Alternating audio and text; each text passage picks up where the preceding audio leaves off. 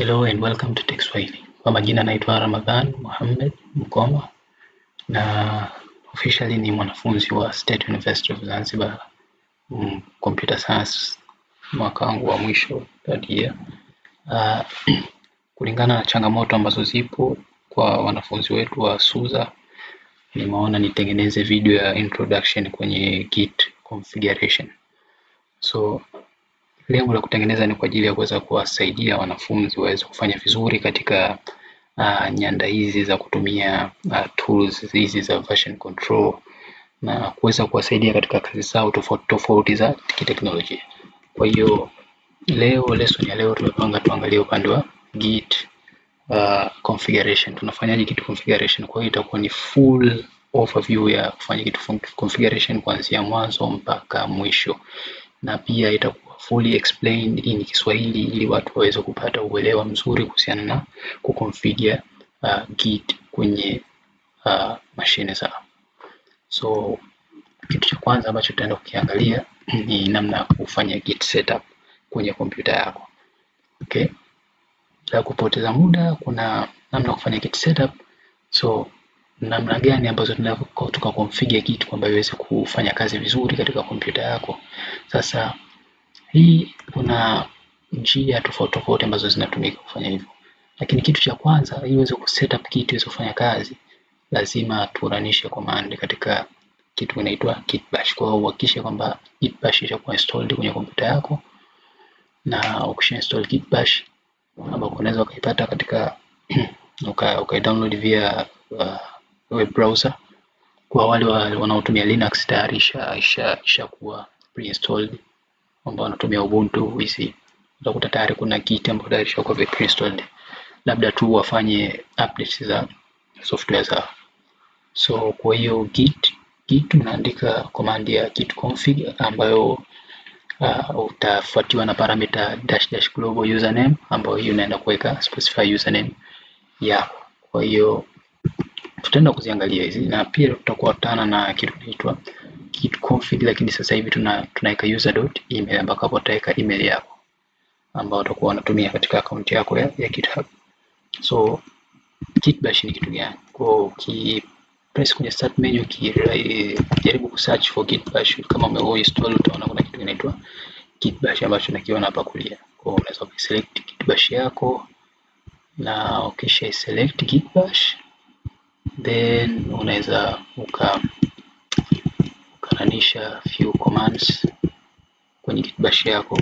Naomba nizoom kidogo ili mpate kuona. Kwa command ambayo unaweza kukaranisha ni kwamba tunahitaji kuconfigure nini? Tunahitaji kuconfigure username pamoja na email. Kwa utamwambia git config ambako utaweka global then utaspecify user.name ambako kwenye user.name utaspecify nini? Kwa mfano mimi jina langu natumia Ramadhan Mkoma, utaweka hapo. Then utaspecify tena git config global, then now itakuwa user.email ambapo user.email pia nitaspecify email yangu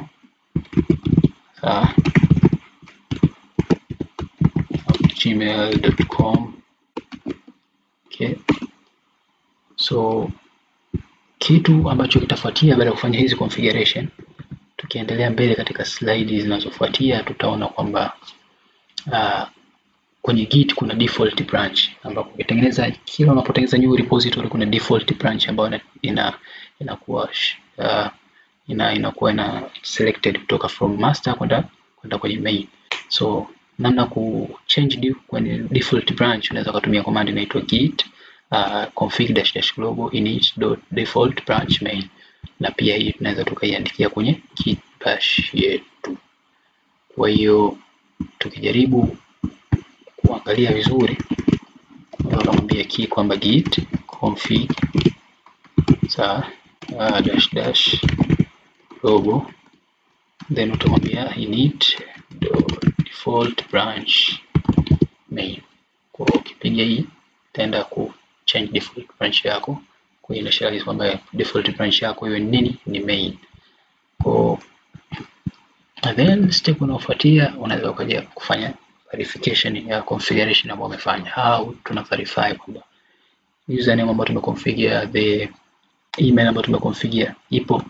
Or we have some few commands ambazo ziko mbili, get username na get email. Sawa. Kwa hizi zinaenda kuverify kwamba je, hivi vitu ambavyo tunafanya configuration vina work properly, vinafanya kazi the way inavyotakiwa. Sawa. Kwa unatumia hizi command mbili kwa ajili ya kuweza kupata output ya hivyo vitu ambavyo unavihitaji. Kwa ukimwambia kwamba git config get utaspecify username, utapata ile username ambayo tumeconfig, na the same utapata kwa git config config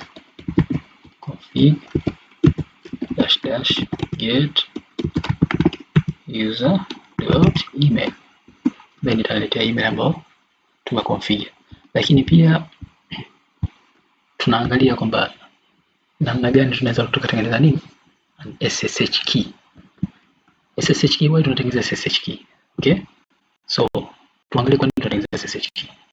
Tukiyasoma katika maelezo yanasema kwamba SSH is a cryptographically secure identifier. Tukiongelea masuala ya cryptography ni kwamba tunajaribu kufanya encryption. Sawa.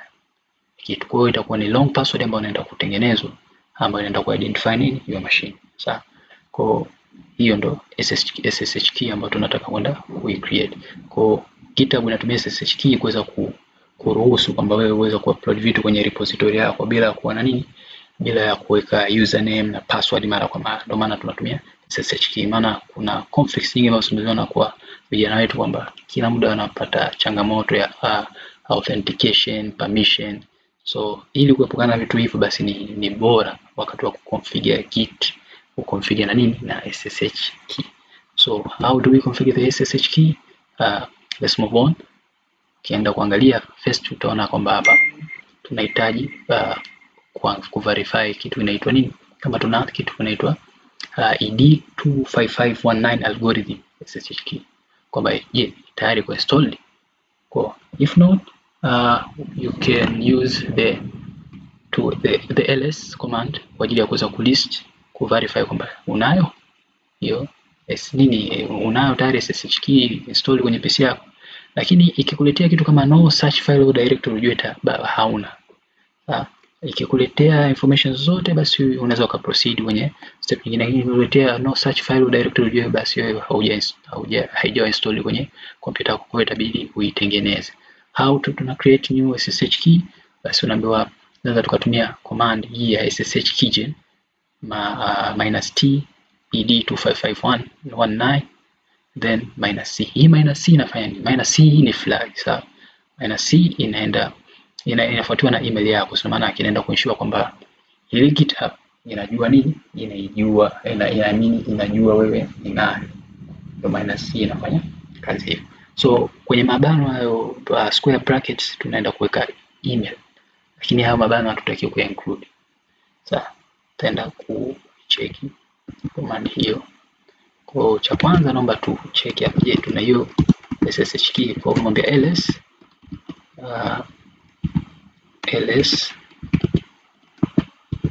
ls.ssh keygen .ssh id underscore hiyo hapo .pub.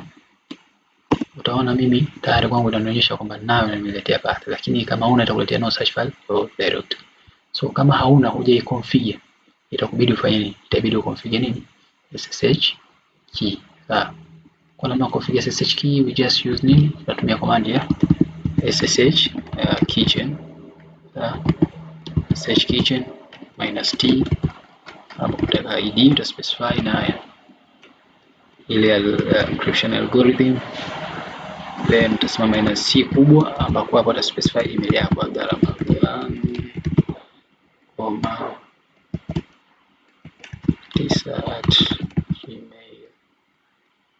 gmail.com. Uta specify.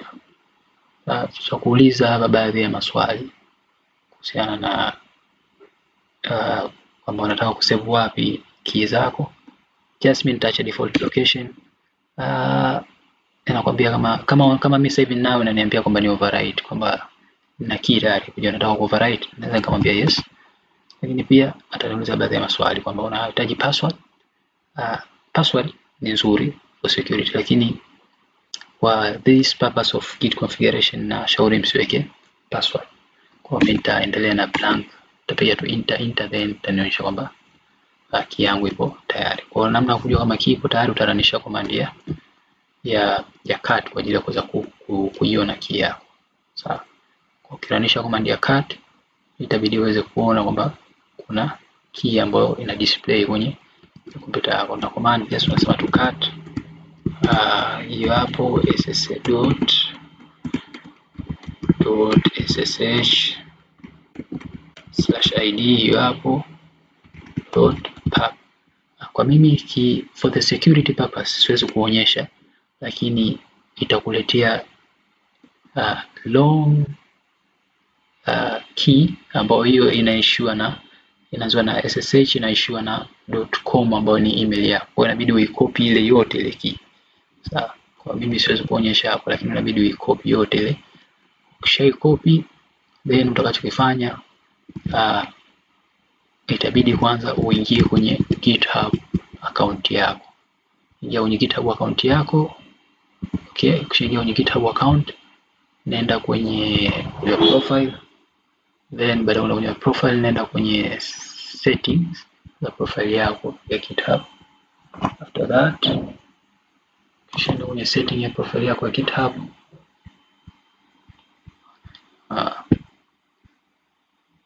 subiri kidogo.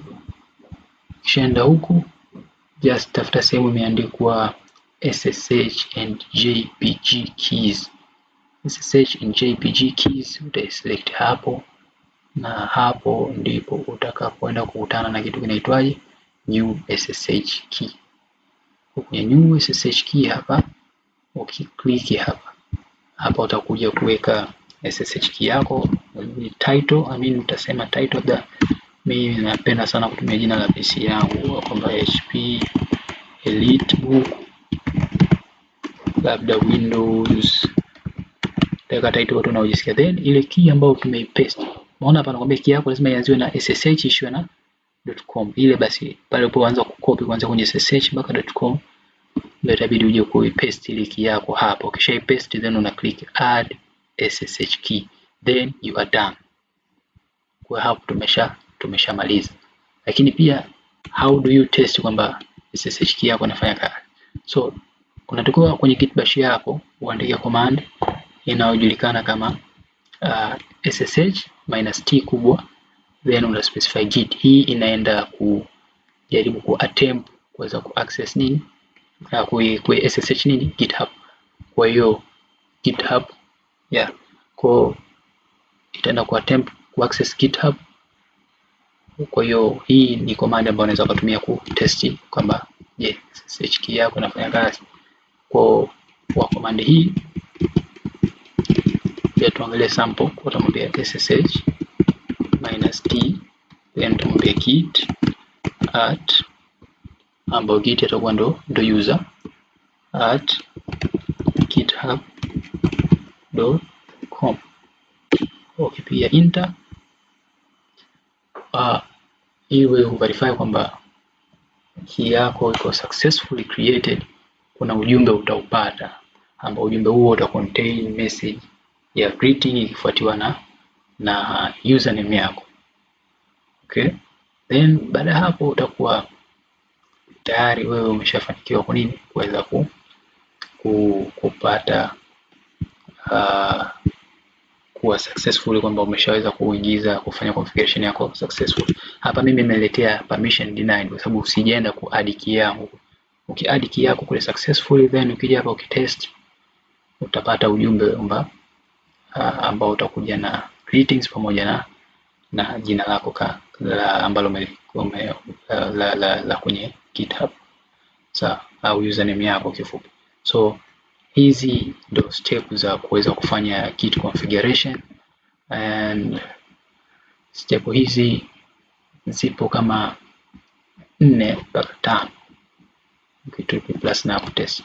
Kwa hiyo mimi ningependa niishie hapa, na hopefully kwamba this kind of tutorial inaweza ikawasaidia wanafunzi kuweza kufanya configuration za Git kwenye kompyuta zenu, kwenye local machine zenu. And thank you, and also ningependa kuona support yenu. Kama mna maoni, mnaweza mkasema kwenye comments kitu gani kiboreshwe, kitu gani kiongezwe, kitu gani kipunguzwe. Okay, this was just a gentle introduction to Git configuration.